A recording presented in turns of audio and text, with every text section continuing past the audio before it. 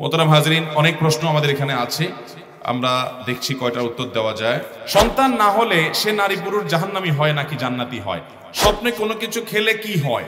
আমার একটা প্রশ্ন, জমির মাটি বিক্রি করা যাবে কিনা, আর সেই টাকা দিয়ে কোনো প্রয়োজনে লাগানো যাবে কিনা? ভয় দিয়ে আমার অন্তরটাকে ভিজিয়ে রাখতে চাই, এমন কোন আমল শিখিয়ে দিবেন যেটা করলে আল্লাহর ভয় আমার অন্তরে পয়দা হবে। কবর কিভাবে খুঁড়তে হয় এবং কিভাবে দিতে হয়, নিয়ম কি? ফরজ নামাজের পর সুন্নতে মুআক্কাদা থাকলে সেই নামাজ তাড়াতাড়ি পড়া নাকি ওয়াজিব? তাহলে জিকির তাসবিহ কখন পড়বো?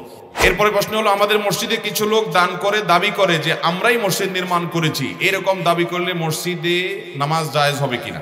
আমাদের মসজিদের ইমাম অশুদ্ধ তেলাওয়াত করে, যদি ইমামের পিছনে সহিহ তেলাওয়াতকারী কেউ থাকে তাহলে তাদের নামাজ হবে কিনা? আমরা বললেও ইমামকে পরিবর্তন করতে পারছি না, এখন আমাদের করণীয় কি? আমার বাসস্থান চট্টগ্রাম, অফিস করি ঢাকায়, সপ্তাহে ৩-৪ দিন ঢাকায় অবস্থানকালে আমি সালাত আদায় করব মুকিম অবস্থায় না মুসাফির অবস্থায়? আমি কোনো সুদী ব্যাংক হতে লোন নিব না, ইসলামী ব্যাংকের অনেক প্রতিবন্ধকতা, সেই ক্ষেত্রে বিসিক থেকে লোন নেওয়া যাবে কিনা? আমি ছোটবেলা নিজের পিতা মাতার দ্বারা অনেক নির্যাতিত হয়েছি, বড় হয়েও আমি সেসব ভুলতে পারি না, মনে মনে গালিগালাজ করি, এখনো আমার পিতা নামাজ পড়ে না, অশ্লীল কথাবার্তা বলে, যা আমার অত্যন্ত মানসিক আমার জন্য পীড়াদায়ক, আমি কি করতে পারি? ইয়াজুজ মাজুজ সম্প্রদায় কারা এবং তারা কোথায় আছে, কখন তারা আত্মপ্রকাশ করবে? 1 বছর হয়নি আমি নামাজ শুরু করেছি, যে কোনো ইবাদত বা ভালো কাজ করার সময় আমার মনে হয় যে আমি লোক দেখানোর জন্য ভালো কাজটি করছি, এই ধরনের মন মানসিকতা থেকে বাঁচার উপায় কি? আমাদের ইসলামের সুন্নতে খাতনার বিধানটা কি? কেউ যদি নবমুসলিম হন তার কি সুন্নতে খাতনা করতে হবে? সন্তান না হলে সে নারী পুরুষ জাহান্নামী হয় নাকি জান্নাতি হয়? সন্তান যদি কারোর না হয়, এর সাথে জান্নাতি হওয়ার জাহান্নামী হওয়ার কোনো সম্পর্ক? আমাদের দেশে কোনো পুরুষের যদি, কোনো মহিলার যদি সন্তান না হয়, এই মহিলাকে সমাজের মানুষ মনে করে এই বোধহয় খুব খারাপ মানুষ, এর কপালে সন্তান নাই। এর মতো একটা ফালতু কুসংস্কার আরেকটা আছে কিনা আল্লাহ জানে। আরে ভাই, অনেকের ছেলে মেয়ে হয় কিন্তু অমানুষ, ওর কর্মের কারণে সে জাহান্নামে যাবে। বিধায় কার ছেলে মেয়ে হয়েছে হয় নাই, এর কারণে মানুষের ভালো মানুষ হওয়া, খারাপ মানুষ হওয়া, জান্নাতি হওয়া, জাহান্নামে নির্ভর করে ভাইরা আমার। বরং কাউকে আল্লাহ সন্তান দেন নাই, তিনি আল্লাহর প্রতি কোনো অভিযোগ করেন নাই, আল্লাহর এই ফয়সালা মেনে নিয়েছেন যে আল্লাহ হয়তো আমার এর জন্য কল্যাণ আছে, সন্তান হলে আমার আরো বরং ক্ষতি হতো, খারাপ সন্তান হতো, বিকলাঙ্গ হতো, অসুবিধা হতো, আমি হয়তো সবর করতে পারতাম না, আমি আপনার ফয়সালা মেনে নিয়েছি। কেউ যদি সবর করে তাহলে বরং সন্তান হয় নাই যে দম্পতির, তারা যে সবর করলেন, তারা যে ধৈর্য ধারণ করলেন, এর কারণে তারা বরং জান্নাতে যেতে পারেন। 3টি আমলের কারণে মানুষ নিষ্পাপ হয়ে যায় নবজাতক সদ্য ভূমিষ্ঠ হওয়ার সন্তানের মতো। এর মধ্যে একটা হলো, আল্লাহর কোন বান্দাকে আল্লাহ পরীক্ষায় ফেলেছেন, কষ্ট দিয়েছেন, সে যদি সবর করে এবং উল্টা আল্লাহর প্রশংসা করে, আল্লাহ যে অবস্থা রেখেছেন আলহামদুলিল্লাহ, এই ব্যক্তিকে আল্লাহ রাব্বুল আলামিন নিষ্পাপ করে দেন, তার গুনাহ সব মাফ করে দেন, ভূমিষ্ঠ হওয়া, সদ্য ভূমিষ্ঠ হওয়া সন্তানের মতো, শিশুর মতো। অতএব যদি কারো সন্তান না হওয়ার কারণে তারা এরকম সবর করে, উল্টা তারা বরং জান্নাতে যাওয়ার পথ সুগম হবে। অতএব সন্তান না হওয়ার সাথে কারো জাহান্নামী হওয়ার কোনো সম্পর্ক না, এগুলো কুসংস্কার। সালাতের নিয়ত কিভাবে করতে হয়? খুব দরকারি প্রশ্ন ভাই। নামাজের মধ্যে নিয়ত কিভাবে করবেন? নিয়ত হলো মনের ইচ্ছার নাম। নিয়ত কিসের নাম ভাই? মনের ইচ্ছা। আপনার মনের ভিতরে যদি এটি থাকে যে আমি এখন দাঁড়ানোর সময় আপনি হাত বাঁধবেন আল্লাহু আকবার বলে, এখন আপনার মাথায় আছে যে আপনি ফজর নামাজ পড়বেন, তাহলে আপনার নিয়ত আছে, যথেষ্ট। ফজরের কি সুন্নত পড়তেছেন না ফরজ পড়তেছেন আপনি সেটাও জানেন, বাস, তাহলে আপনার নিয়ত আছে। নিয়ত হলো ইচ্ছার নাম, বাস। মুখে নাওয়াইতুন বলার কোনো প্রয়োজন, কোরআন হাদিসে কোথাও মুখে এই নিয়ত, মনে যেটা আসলে মুখ উচ্চারণ করতে নামাজের জন্য নির্দেশ করা হয়, এগুলো বক্তাদি কায়দা ইত্যাদি পাবেন, কোন হাদিসে পাবেন। বিধায় আপনি নামাজ হোক, রোজা হোক, কি ইবাদত করছেন আপনি সেটাকে পার্থক্য করতে পারছেন। ধরুন আপনি এখন নামাজে দাঁড়াবেন, কেউ যদি আপনার জিজ্ঞেস করে ভাই থামেন, কি নামাজ পড়তেছেন, আপনি যদি সাথে সাথে উত্তর দিতে পারেন ভাই আমি আজকে ফজরের 2 রাকাত সুন্নত পড়তেছি, তাহলে আপনার নিয়ত ঠিক আছে, ওকে, আপনার নিয়ত আছে, নামাজ হয়ে যাবে। ইন্নামাল আমালু বিন্নিয়াতের উপর আপনি আমল করছেন। আবার যদি আপনি ফরজের নিয়ত করেন, কেউ হাত জিজ্ঞেস করলো ভাই আপনি কি পড়তেছেন, আপনি বলেন আমি ফজরের 2 রাকাত ফরজ পড়তেছি, ওকে। জোহরের সময় আপনি হাত দিয়ে নামাজ পড়তেছেন, কি নামাজ পড়তেছেন? হাত তোলার আগে আপনার মাথায় আছে যে আপনি জোহরের 4 রাকাত সুন্নত পড়তেছেন, অথবা ফরজ অথবা ফরজ সুন্নত, যেটাই পড়ছেন ওটা আপনার মাথায় আছে, বাস, তাহলে আপনার নিয়ত আছে। প্রথম হলো আপনি ইবাদতের নিয়তে করছেন, কি ইবাদত করছেন, কোন ওয়াক্তেরটা করছেন, ফরজ করতেছেন না সুন্নত করতেছেন, এটা আপনার মাথায় আছে, বাস, এটার নামে নিয়ত। নিয়ত হলো মনের ইচ্ছা, যে আপনার প্ল্যানটা কি, এটা আপনার জানা আছে, যথেষ্ট, নিয়ত। আলাদা মুখে উচ্চারণ করার প্রয়োজন নাই। 1 বছর হয়নি আমি নামাজ শুরু করেছি, যে কোনো ইবাদত বা ভালো কাজ করার সময় আমার মনে হয় যে আমি লোক দেখানোর জন্য ভালো কাজটি করছি, এই ধরনের মন মানসিকতা থেকে বাঁচার উপায় কি? দেখুন, আমরা যদি নামাজ পড়তে গেলে মনে হয় রে আমি মনে হয় আল্লাহর জন্য নামাজ পড়ছি না, এটা শয়তানে ওয়াসওয়াসা। এটারে বলে কি শয়তানি। শয়তান এগুলো মানুষের মনের ভিতরে ওয়াসওয়াসা দেয়, এগুলোকে পাত্তা দেওয়া যাবে না। আপনি ইবাদত করে যাবেন, একসময় এগুলো থাকবে না। শয়তানের ওয়াসওয়াসা, কুমন্ত্রণা পাত্তা না দেওয়াই হলো এর প্রধান ঔষধ। আপনি পাত্তা দিবেন না, দেখবেন আপনার একসময় এগুলো ঠিক হয়ে গেছে এবং আপনি আল্লাহর জন্য করছেন, এটাই যথেষ্ট। শয়তানের ওয়াসওয়াসা দিকে পাত্তা দিবেন না। ফরজ নামাজের পর সুন্নতে মুআক্কাদা থাকলে সেই নামাজ তাড়াতাড়ি পড়া নাকি ওয়াজিব? তাহলে জিকির তাসবিহ কখন পড়বো? ফরজ নামাজ শেষ করার পর আপনি জিকির আজকার করবেন না সুন্নত আগে পড়বেন? এটা নিয়ে ফুকাহা ইকরামের মধ্যে মত পার্থক্য আছে। অনেক ফকিহগণ বলেছেন আগে সুন্নত পড়ে তারপর জিকির আজকার দোয়াগুলো পড়বেন। আবার অনেক ফকিহ বলেছেন না, জিকির আজকার তাসবিহ আগে পড়ে এরপরে সুন্নত পড়বেন। কিন্তু এই আগে সুন্নত পড়তে হবে এটাকে ওয়াজিব বলেছেন কেউ, এরকম আমার জানা নাই, এরকম কেউ বলেন নাই। আপনি সুন্নত আগে পড়লেও হয়ে যাবে, আর জিকির আজকার করে সুন্নত পরে পড়লেও সুন্নত আদায় হবে, কোনো ওয়াজিব তরক হবে না, গুনাহ হবে না। আমার বাসস্থান চট্টগ্রাম, অফিস করি ঢাকায়। সপ্তাহে ৩-৪ দিন ঢাকায় অবস্থান কালে আমি সালাত আদায় করব মুকিম অবস্থায় না মুসাফির অবস্থায়? দেখুন, সফর অবস্থায় আমাদেরকে কসরের সালাত আদায় করতে হবে। আমরা যখন কোনো জায়গায় মুসাফির হিসাবে থাকব ততক্ষণ আমাদের জোহর, আসর এবং এশা এই নামাজগুলোকে আল্লাহ তাআলা 2 রাকাত করে দিয়েছেন, কসর বলা হয় এটাকে। আর যদি আমরা নিজ বাসস্থানে থাকি, সফরে না থাকি, তাহলে সেক্ষেত্রে আমরা পুরো নামাজ পড়ব সাধারণ নিয়মে। এখন কথা হলো, কারোর বাসস্থান চট্টগ্রামে কিন্তু অফিস করেন তিনি ঢাকায়, সপ্তাহে 3-4 দিন বা 5 দিন তাকে ঢাকায় যদি অবস্থান করতে হয়, প্রশ্ন হলো ঢাকায় তিনি কি করেন? ঢাকা নিশ্চয়ই তিনি একটা বাসা ভাড়া করেছেন, কোন একটা ম্যাচ ভাড়া করেছেন, কোথাও তিনি থাকেন। যদি কোনো জায়গায় তিনি থাকেন, তার একটা ঠিকানা হয়, তাহলে এই জায়গার বসবাসকারী তিনি, অস্থায়ী বাসিন্দা কিন্তু বসবাসকারী বাসিন্দা, তিনি মুসাফির নন। সেই হিসাবে তিনি পুরো নামাজ পড়বেন। আর যদি ব্যাপারটি এমন হয় যে না, ঢাকায় তার বসবাসের কোনো ঠিকানা নাই, তিনি শুধু আসা যাওয়া করেন। ধরুন অনেক ড্রাইভার ভাইয়েরা আছেন, বাড়ি তার চট্টগ্রামে, তিনি ঢাকা চট্টগ্রাম রুটে গাড়ি চালান, কিংবা ঢাকা কুমিল্লা রুটে গাড়ি চালান, কিংবা অন্য কোনো রুটে গাড়ি চালান। তো তার ঢাকায় আসা হয় কাজে, গাড়ি শেষ, গাড়ি চালানো শেষ, তার ট্রিপ শেষ, তিনি হয়তো কোনো একটা হোটেলে বা কোথাও হালকা রেস্ট করে 2-4-5-6 ঘন্টা পরে আবার গাড়ি নিয়ে তিনি ছুটেন নিজ গন্তব্যের দিকে। তাহলে সেক্ষেত্রে তিনি মুসাফির, কারণ ঢাকায় তার থাকার কোনো বিশেষ ঠিকানা নাই এবং তার কোনো থাকার বন্দোবস্ত নাই। তিনি এখানকার বসবাসকারী নই। বসবাসকারী 2 প্রকার, একটা স্থায়ী, একটা অস্থায়ী।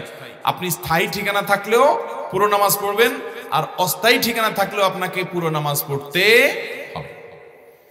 এবার আপনি দেখবেন যে আপনি যেখানকার জন্য প্রশ্ন করছেন সেখানে আপনি কি স্থায়ী বাসিন্দা নাকি অস্থায়ী বাসিন্দা। যদি আপনার স্থায়ী ঠিকানা হয় চট্টগ্রাম, তাহলে তো আপনি সেখানকার অস্থায়ী বাসিন্দা। অস্থায়ী বাসিন্দা হলে আপনি ভাড়াটিয়া হতে পারেন, সেটা হতে পারে একটা ম্যাচ, তাহলে সেক্ষেত্রে আপনি সেখানে পুরো নামাজ পড়বেন। আর যদি আপনি স্থায়ী বাসিন্দাও নন, অস্থায়ী বাসিন্দাও নন সেখানে, বরং সেখানে আসা যাওয়া করেন, 2 দিন 4 দিন থাকেন, আবার চলে যান এবং থাকেন অন্য কারোর কোনো জায়গায়, কোনো হোটেলে, তাহলে সেক্ষেত্রে আপনি সেখানকার বসবাসকারী অস্থায়ী বাসিন্দাও নন, যার কারণে সেখানে আপনি মুসাফিরের নামাজ পড়বেন। একজন মানুষ তিনি ঢাকা শহরে ফ্যামিলি নিয়ে হোক বা একাকী হোক বাসা ভাড়া নিয়েছেন, মেস ভাড়া নিয়েছেন, তাহলে তিনি এটার অস্থায়ী বাসিন্দা। আবার একজন মানুষের স্থায়ী ঠিকানা পরিবর্তন হতে পারে। একসময় তার গ্রামে স্থায়ী ঠিকানা ছিল, এখন গ্রাম থেকে তিনি জমা বিক্রি করে শহরে ফ্ল্যাট কিনেছেন, বাড়ি করেছেন, বা তার পাসপোর্টে এনআইডিতে সব জায়গায় স্থায়ী ঠিকানা পরিবর্তন করে দিয়েছেন এবং গ্রামে আর তার শিফট করার কোনো পরিকল্পনা নাই, তাহলে তার স্থায়ী ঠিকানা এখন পরিবর্তন হবে। এই বদলোক পরবর্তীতে গ্রামে এলে সেখানে মুসাফির থাকবেন, কারণ সেটা তার স্থায়ী ঠিকানা না, আর বর্তমান ঠিকানা তো নাই, কারণ তিনি শহরে বসবাস করেন। অতএব সেখানে তিনি মুসাফিরের নামাজ পড়বেন। আর যদি এমন হয়, অনেক প্রবাসী আছেন, সৌদি আরবে থাকেন, মিডল ইস্টে থাকেন, ইউরোপে থাকেন, তখন আপনার সেই দেশে থাকার ব্যবস্থা আছে, আপনি সেখানে অস্থায়ী বাসিন্দা কিংবা সেখানকার আপনি স্থায়ী বাসিন্দাও হতে পারেন। আবার দেশে আসছেন, গ্রামে আপনার জমি জমা আছে, ঘরবাড়ি আছে, এটাও আপনার দেশের স্থায়ী ঠিকানা, এখানে আপনি পুরো নামাজ পড়বেন, যার কারণে এখানে মুসাফিরের নামাজ পড়বেন না। স্বপ্নে কোনো কিছু খেলে কি হয়? স্বপ্নে কিছু খেতে দেখলে কি হয়? দেখুন, স্বপ্নে স্বাভাবিকভাবে আমরা অনেক কিছু যেগুলো কল্পনা জল্পনা করি খাওয়ার কথা, অনেক যুবক আছে সারাদিন চাইনিজ খাওয়ার ধান্দায় থাকে, বাবা মার কাছ থেকে টাকা পয়সা নিয়ে, তো স্বপ্নে শুধু চাইনিজ খাওয়া দেখে, এটা জল্পনা কল্পনা করার কারণে হয়, এরকম কিছু স্বপ্ন আছে। আবার কিছু স্বপ্ন আছে বেশ ইঙ্গিতপূর্ণ, ব্যাখ্যা সাপেক্ষ, যে প্রশ্ন থেকে ইন্ডিকেট পাওয়া যায়, সেটা স্বপ্ন দেখলে যদি আপনার কাছে মনে হয় বেশ তাৎপর্যপূর্ণ, কোনো ভীতিকর কিছু নয়, তাহলে সেটা ব্যাখ্যা সাপেক্ষ হতে পারে। স্বপ্নের ব্যাখ্যা যারা বুঝেন তারা বলতে পারেন যে কোন স্বপ্নের কি ব্যাখ্যা হতে পারে। আবার অনেক সময় দেখা যায় কিছু খাবার আছে অস্বাভাবিক প্রয়োগ, নোংরা কোনো খাবার খাচ্ছেন আপনি, ময়লা খাচ্ছেন, অথবা কোনো কিছু খাচ্ছেন কিন্তু আপনার কষ্ট হচ্ছে, ঘুম থেকে ওঠার পর মুখ দেখা যায় তিতা, অথবা আপনার তিতা অনেক সময় অন্য কারণে হতে পারে, গ্যাস্ট্রিক বা অন্য কোনো কারণে হতে পারে। আবার অনেক সময় দেখা যায় যে স্বপ্নে এরকম কিছু খাচ্ছেন যেটা বিদঘুটে টাইপ। এগুলো বেশিরভাগ ক্ষেত্রে ব্ল্যাক ম্যাজিক হয়ে থাকে, দুষ্ট জিন এবং যারা ব্ল্যাক ম্যাজিশিয়ান স্বপ্নে এ ধরনের বিদঘুটে অনেক কিছু খাওয়ায়, কাঁচা মাছ খাচ্ছেন, এটা খাচ্ছেন, সেটা খাচ্ছেন, এবং অনেক সময় ঘুম থেকে ওঠার পরে আপনার এরকম অস্বাভাবিক অনেক কিছু দেখা যায়। এগুলো ব্ল্যাক ম্যাজিকের ইত্যাদির প্রভাবে হয়ে থাকে, এগুলোর কারণে মানুষ ক্ষতিগ্রস্ত হয়। আমি ব্যক্তিগতভাবে এক রোগীর কথা জানি, চিটাং রোডে আমার ভূমিপল্লী মসজিদের পাশে, মসজিদের 2-3 বিল্ডিং পরেই ভদ্রমহিলা অসুস্থ হয়েছেন ব্ল্যাক ম্যাজিকের কারণে। কোনো রোগ বালাই ট্রিটমেন্ট করে কিচ্ছুতে কোনো উপকার হয় নাই। ভদ্রমহিলা বহু দেশ ঘুরেছেন এবং মৃত্যু মুখে পতিত হয়ে গেছেন, বিছানায় পড়ে গেছেন, ইয়াং মানুষ, খুব বেশি বয়স হয়নি। তো এই ভদ্রমহিলাকে ব্ল্যাক ম্যাজিক করা হয়েছে। কোরআন হাদিসের আলোকে যখন রুকিয়া করা হলো, ঝাড়ফুঁক করা হলো, দেখা গেল তার বমি হলো, বমির সাথে একটা গোশতের টুকরা বের হলো যেটা চুল দিয়ে পেঁচানো। এখন চুল দিয়ে কেন পেঁচানো আমি তো জানি না, একজন ডাক্তারের সাথে শেয়ার করলাম, উনি বললেন ভাই চুল দিয়ে এই জন্য পেঁচাইছে যে চুল এটা কখনো হজম হয় না, এটাকে এমন ভাবে চুল দিয়ে মোড়ানো হয়েছে যে এই গোশতের টুকরাটা কোনোদিন হজম হবে না, এটা যতদিন তার পেটে থাকতে থাকবে মৃত্যু পর্যন্ত সে কষ্ট পেতে পেতে দুনিয়া থেকে যাবে ব্ল্যাক ম্যাজিকের কারণে, কালো জাদুর কারণে। তো এইরকম কালো জাদু তার পেটে কিভাবে গেলে, কেউ তাকে খাওয়াইছে, এত বড় জিনিস তো কেউ তো খাওয়ানোর কথা না। স্বপ্নে অনেক সময় শয়তান এটা করে। এই স্পিরিচুয়াল বা আপনার আধ্যাত্মিক বিষয়গুলো অনেক সময় আমরা অনেকে বিশ্বাস করতে চাই না, অথচ এগুলো কোরআন হাদিসের আলোকে অপ্রমাণিত বিষয় নয়।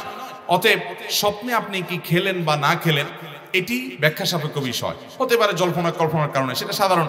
হতে পারে কোনো ইন্ডিকেটমূলক যে এটা খেলে এটা হওয়ার আলামত, ওইটা হওয়ার আলামত। এগুলো স্বপ্ন সম্পর্কে বিশেষজ্ঞ মানুষরা ব্যাখ্যা করতে পারবেন, আমি নিজের সম্পর্কে খুব বেশি জানি না, এটা স্পেশাল একটা সাবজেক্ট। আর ইসলামের স্বপ্ন এটা ইমানদারদের স্বপ্ন বেশিরভাগ ক্ষেত্রে ইঙ্গিতমূলক হয়ে থাকে, ইন্ডিকেটমূলক হয়ে থাকে, ভালো বা মন্দ তার কোনো কিছুর আলামত হয়ে থাকে। আর তৃতীয়ত, কোনো কিছু খাওয়াটা অনেক সময় হয় এটা আপনাকে ব্ল্যাক ম্যাজিকের অংশ হিসাবে ম্যাজিশিয়ানরা ঘুমের ভিতরে কোনো কিছু আপনার পেটে ঢুকায়। এটা কিভাবে ঢুকায় প্রকৃতি কি একমাত্র আল্লাহ ভালো জানেন, কিন্তু করে, এবং সেটির কারণে মানুষ ক্ষতিগ্রস্ত হয়, প্রভাবিত হয়। এগুলোতে বাঁচার উপায় কি? ওই যে শোয়ার সময় ওযু করে ঘুমাবেন এবং 3 কুল পড়ে পুরো শরীর বন্ধ করে ঘুমাবেন, সুন্নাহসম্মত আমলগুলো সকাল সন্ধ্যা করবেন এবং কোরআন তেলাওয়াত বাসা চালু রাখবেন। বিশেষ করে দেখবেন এই সমস্ত ব্ল্যাক ম্যাজিক থেকে আল্লাহ তাআলা আমাদেরকে বাঁচাবে। আমি ছোটবেলা নিজের পিতা মাতার দ্বারা অনেক নির্যাতিত হয়েছি, বড় হয়েও আমি সেসব ভুলতে পারি না, মনে মনে গালিগালাজ করি। এখনো আমার পিতা নামাজ পড়ে না, অশ্লীল কথাবার্তা বলে, যা আমার অত্যন্ত মানসিক, আমার জন্য পীড়াদায়ক। আমি কি করতে পারি? এই যে প্রশ্ন, অনেক লোক আছে আমাদের সমাজে অমানুষ বাবা মার নির্যাতনের মুখোমুখি হয়েছেন, অনেক, যে বাবা মা খুব নির্যাতন করছে। যদিও এর উল্টাটাই বেশিরভাগ হয়, কিছু কিছু ক্ষেত্রে এরকম হয়। আমরা তাদেরকে বলবো যারা বাবা মা দ্বারা নির্যাতিত হয়েছেন, প্রথম কথা হলো আপনার বাবা মা আপনার প্রতি অবিচার করার কারণে, জুলুম করার কারণে তারা আল্লাহর কাঠগড়ার আসামি হবে। অনেক বাবা মা মনে করে কি যে আমি তো বাবা মা হয়ে গেছি, বিধায় সন্তানদের প্রতি যা খুশি তা করতে পারবো, আমার তো বোধহয় কোনো বিচার হবে না। মনে রাখবেন, সন্তান যদি বাবা মার হক নষ্ট করে তাদের যেমন বিচার হবে, ঠিক একইভাবে বাবা মা যদি সন্তানের হক নষ্ট করে তাদেরও বিচার হবে কি হবে না? আপনি সন্তানকে ভরণ পোষণ দেন নাই, জুলুম করেছেন, গালিগালাজ করেছেন, অত্যাচার অবিচার করেছেন, বৈষম্য করেছেন, একজনকে দিয়েছেন অন্যকে দেন নাই, আপনারও বিচার হবে। অতএব কোনো বাবা মা যদি অন্যায় করে থাকে, সন্তানদেরকে আমরা বলবো আপনার বাবা মার অন্যায়ের কারণে আল্লাহ বিচার করবেন, আপনি গালমন্দ করে নিজের আমল নষ্ট করবেন না। তবে বাবা মার প্রতি সদাচরণ করার আপনার পক্ষ থেকে চেষ্টা করবেন যে আমার দায়িত্বটা আমি আদায় করব, তিনি ত্রুটি করেছেন, তিনি আল্লাহর কাছে দায়ী থাকবেন। এটা কঠিন, কিন্তু আপনাকে সেই কাজটা করার চেষ্টা করতে হবে। আমার স্বামী চান না কোনো বেগানা মহিলা আমাকে দেখুক। শুক্রবার মসজিদের আশেপাশে গ্রাম হতে অনেক মহিলা আসে, তাই আমি যদি মুখ ঢেকে সালাত আদায় করি তাহলে কি সালাত হবে? দেখুন, আমাদের দেশে এরকম একটা গ্রুপ বাহির হয়েছে অনেক আগে থেকেই, শুধু আমাদের দেশে না, এরকম গ্রুপ সৌদি আরবেও আছে। তারা মনে করে মহিলারা মহিলাদের সাথেও পর্দা করবে, এই জন্য অন্য মহিলার সাথেও দেখা দেয় না, বোরকা পরে মুখ ঢেকে রাখে। এটা ফিতনা এবং গোমরাহি, এতে কোনো সন্দেহ। মহিলাদের সাথে মহিলাদের কোনো পর্দা নাই, পুরুষদের সাথে পুরুষদের কোনো পর্দা। অতএব কোনো মহিলা তিনি অন্য মহিলাদের সাথে দেখা দিতে পারবে না, এটা স্রেফ বাড়াবাড়ি। কোনো স্বামী যদি এরকম বাধ্য করেন তাহলে তিনি গুনাহগার হবেন। একজন নারী হিসাবে আপনার জন্য স্বামীর এই কথা মানা আপনার জন্য আবশ্যক নয়। হ্যাঁ, একজন মহিলা বেহায়া, তিনি পুরুষ নারী সবার সাথে এমন ভাবে মেশামেশি করেন, চরিত্র খারাপ, তাদের সাথে যত সম্ভব অ্যাভয়েড করে চলা ভালো, নিজেকে তাদের থেকে বাঁচিয়ে রাখা ভালো, সেটা ভিন্ন বিষয়। কিন্তু কোনো মহিলার সাথে দেখা করবেন না, মহিলারা মহিলাদের সাথে দেখা দিবেন না, বোরকা পরে চলবেন, এটা ইসলামের ক্ষেত্রে বাড়াবাড়ি। আল্লাহ বলেছেন ইন্নাল্লাহা লা ইউহিব্বুল মুতাদিন, বাড়াবাড়িকারী, সীমালঙ্ঘনকারী। আল্লাহ যা বলেন নাই সেটাও নিজের জন্য বাধ্যতামূলক করে নেওয়া, এটাকে আল্লাহ পছন্দ করেন। আল্লাহ বলেছেন লিমা তুহাররিমু মা আহাল্লাল্লাহু লাক, যাদের সাথে দেখা দেওয়া যায় তুমি কেন হারাম করলে, এই ইখতিয়ার আল্লাহ তাআলা আমাদেরকে দেন না, বিধায় এটা না জায়েজ। তারপরে যদি কোনো মহিলা মুখ ঢেকে নামাজ পড়ে, নামাজ হয়ে যাবে, কিন্তু স্বাভাবিক অবস্থাতে অন্য মহিলাদের সামনে মুখ ঢেকে নামাজ পড়াটা মাকরুহ, তার জন্য অনুচিত। কারণ পুরুষ হোক মহিলা হোক, মুখ খোলা রেখে নামাজ পড়তে হবে। কোনো মহিলা যদি এমন কোন জায়গায় নামাজ পড়ে যেখানে পর পুরুষ দেখে ফেলবে, তাহলে তিনি মুখ ঢেকে নামাজ পড়বেন, এটা তার জন্য ওই সময়ের জন্য স্পেশাল। এরপরে প্রশ্ন হলো কবর কিভাবে খুঁড়তে হয় এবং কিভাবে দিতে হয়, নিয়ম কি? কবর খোঁড়ার দুইটা পদ্ধতি আছে। একটা পদ্ধতি মূলত সুন্নাত, আরেকটা জায়েজ। সুন্নাত কোনটা? সুন্নাত হলো কবর আপনি খুঁড়েছেন, পশ্চিম দিকে কেবলার দিকে যে মাটির ওয়াল আছে, এই ওয়ালের নিচে একটা সুড়ঙ্গ করবেন, যেটাকে সিন্দুক কবর বলে। সুড়ঙ্গ করে ধরেন 1 বিঘত বা 1 হাত এরকম যতদূর পারেন সুড়ঙ্গ করে লাশটাকেও সুড়ঙ্গর ভিতরে পশ্চিম দিকে ঢুকাই দিবেন। এরপরে আপনি বাঁশ দিয়ে চাটাই দিয়ে মাটি দিয়ে দাফন করবেন। এটা হলো সুন্নাহসম্মত কবর। আর যদি এটা করা না যায়, বৃষ্টির কারণে দেখা যায় যে সুড়ঙ্গ করতে গেলে মাটি ভেঙে পড়ে, এরকম যদি হয়, তাহলে সেক্ষেত্রে মাঝখানে কবর খোঁড়ার পর কবরের ভিতরে আবার আরেকটা গর্ত কবরের মতো করে করে ওইটার ভিতরে লাশটাকে ঢুকিয়ে দিয়ে তার উপরে বাঁশ দিয়ে চাটা দিয়ে আপনি কবর দিবেন, এটাও জায়েজ আছে। যদি ওইটা করে না যায় তাহলে এটা করবেন। অনেকে করে কি, স্রেফ একটা নর্মাল কবর করে ওই বাম আপনার পূব দিকের যে মাটি আছে ওয়াল, সেটার উপরে কাত করে রেখে দিয়ে দেয়, বা সোজা লাশটা রেখে শুধু কল্লাটাকে ঘাড়টাকে কেবলা দিকে ফিরে দেয় না। এটা কোনো সুন্নাহ সম্মত কবর নয়। আর কবর দেওয়ার সময় কি পড়বেন, কি দোয়া পড়বেন? বিসমিল্লাহি ওয়া আলা মিল্লাতি রাসূলিল্লাহ অথবা বিসমিল্লাহি ওয়া আলা সুন্নাতি রাসূলিল্লাহ, এই বিসমিল্লাহ বলে আপনি লাশ কবরে রেখে মাটি দিয়ে দাফন করবেন। দাফন করা শেষ, কেবলার দিকে ফিরে আল্লাহ যেন তাকে সওয়াল জবাব সহজ করেন সেজন্য দোয়া করবেন এবং তার জন্য মাগফিরাত কামনা করবেন, ব্যাস। এছাড়া আর কোনো দোয়া নাই। আমরা ওই যে মিনহা খালাকনাকুম ওয়া ফিহা নুঈদুকুম ওয়া মিনহা নুখরিজুকুম তারাতান উখরা, কবর দেওয়ার সময় এই দোয়াটার কথা বলি, এটি কোনো বিশুদ্ধ হাদিস দ্বারা প্রমাণিত হয় নাই। এখানে বলবো ইসলাম মিল্লাতি রাসূলিল্লাহ, আর ওইভাবে যে সিন্দুক কবরে রাখবেন, এটাই সুন্নাহ। আমাদের মসজিদের ইমাম অশুদ্ধ তেলাওয়াত করে, যদি ইমামের পিছনে সহিহ তেলাওয়াতকারী কেউ থাকে তাহলে তাদের নামাজ হবে কিনা? আমরা বললেও ইমামকে পরিবর্তন করতে পারছি না, এখন আমাদের করণীয় কি? ইমামের যদি বড় ভুল হয়, যেটাকে লাহানে জলি বলে, যে ভুলের কারণে অর্থ পরিবর্তন হয়ে যায়, বিকৃত হয়ে যায়, তাহলে এই রকম ইমামের ইমামতি করা জায়েজ নাই। বিশেষ করে তার পিছনে যদি এমন কেউ থাকে যার তেলাওয়াত শুদ্ধ হয়, তাহলে নামাজ হবে না। কারণ যোগ্য লোক থাকতে, শুদ্ধ তেলাওয়াতকারী থাকতে অশুদ্ধ ব্যক্তির পিছনে নামাজ হবে। মসজিদ কর্তৃপক্ষের কর্তব্য এরকম ইমামকে পরিবর্তন করা। যদি তারা না করে, তারা আল্লাহর কাছে গুনাহগার হবে। মুসল্লিদের উচিত এরকম ইমামকে পরিবর্তনের জন্য উদ্যোগ গ্রহণ করা। যদি করতে না পারেন, সামর্থ্য না থাকে, তাহলে নিজেরা অন্য মসজিদে গিয়ে নামাজ পড়বেন, নিজেরা জামাত করবেন। কিন্তু ওই অশুদ্ধ তেলাওয়াতকারীর পিছনে শুদ্ধ তেলাওয়াতকারী থাকলে কারোর নামাজ হবে না। আমি ইয়াসিন আরাফাত, আমার প্রশ্ন হলো, আমি আল্লাহর ভয় দিয়ে আমার অন্তরটাকে ভিজিয়ে রাখতে চাই, এমন কোন আমল শিখিয়ে দিবেন যেটা করলে আল্লাহর ভয় আমার অন্তরে পয়দা হবে?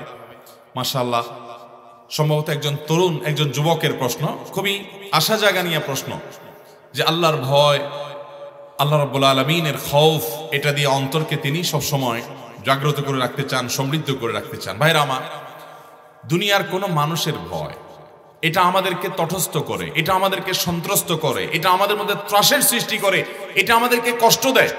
একজন সন্ত্রাসী আপনাকে খুন করবে, একজন শত্রু আপনার ক্ষতি করবে, একজন ডাকাত আপনাকে হত্যা করতে পারে, এরকম যদি ভয় থাকে, তাহলে আপনার ভিতরে অস্থিরতা কাজ করবে, আপনার কষ্ট হবে, আপনার ঘুম হবে না, আপনার পেরেশানি হবে। ভাইরা আমার, আল্লাহর ভয় এমন একটি বিষয় যে আল্লাহর ভয় যদি আপনার অন্তরে চলে আসে, আল্লাহর শপথ করে বলছি, এর মতো উপভোগ্য, এর মতো অভাবনীয় তৃপ্তি এবং স্বাদ আল্লাহর জমিনে আর কিছুতে আপনি পাবেন না। আল্লাহর ভয় অন্তরে লালন করলে যে স্বাদ পাবেন, আল্লাহর ভয়ে সন্ত্রস্ত হয়ে যদি, আল্লাহর ভয়ে ভীত হয়ে যদি আপনি চোখের পানি ফেলেন, দেখবেন আপনার অন্তরটা বরং ভার মুক্ত হয়ে গেছে, আপনার অন্তরটা যখন বরং ফ্রেশ হয়ে গেছে। আর যদি আল্লাহর ভয় ছাড়া অন্য কোন মানুষের ভয় আপনার চোখের পানি আসে, আপনি আরো অস্থির হবেন, আরো পেরেশান হবেন, আরো ডিপ্রেসড হবেন। এই জন্য আল্লাহর ভয় দ্বারায় অন্তরকে যদি পরিপূর্ণ করতে পারেন কেউ, তাহলে তার দ্বারা কোনো পাপাচার হবে না, অন্যায় হবে না, অবিচার হবে না। তার অন্তরটা সজীব থাকবে, সতেজ থাকবে, তাজা থাকবে, আল্লাহমুখী থাকবে। এই অন্তর সম্পর্কে আল্লাহ বলেছেন, ইয়াউমা লা ইয়ানফাউ মালুন ওয়ালা বানুন ইল্লা মান আতাল্লাহা বিকলবিন সালিম। কিয়ামতের দিন কেউ সম্পদ নিয়ে, কেউ সন্তান নিয়ে, বাড়ি গাড়ি নিয়ে আল্লাহর কাছে হাজির হলে কোনো লাভ হবে না। তবে যে একটা অন্তর নিয়ে যাবে, যেই অন্তরটা পরিচ্ছন্ন পবিত্র, সেখানে কোনো কলুষ নেই, এই অন্তরটা থেকে আখিরাতে উপকার দিবে। এই জন্য অন্তরে আল্লাহর ভয় জাগানো দরকার। আল্লাহর ভয় অন্তরে কিভাবে আসবে? নাম্বার 1, আপনাকে কোরআন পাঠ করতে হবে। ওয়াইদা তুলিয়াত আলাইহিম আয়াতুহু যাদাতুম ঈমানা।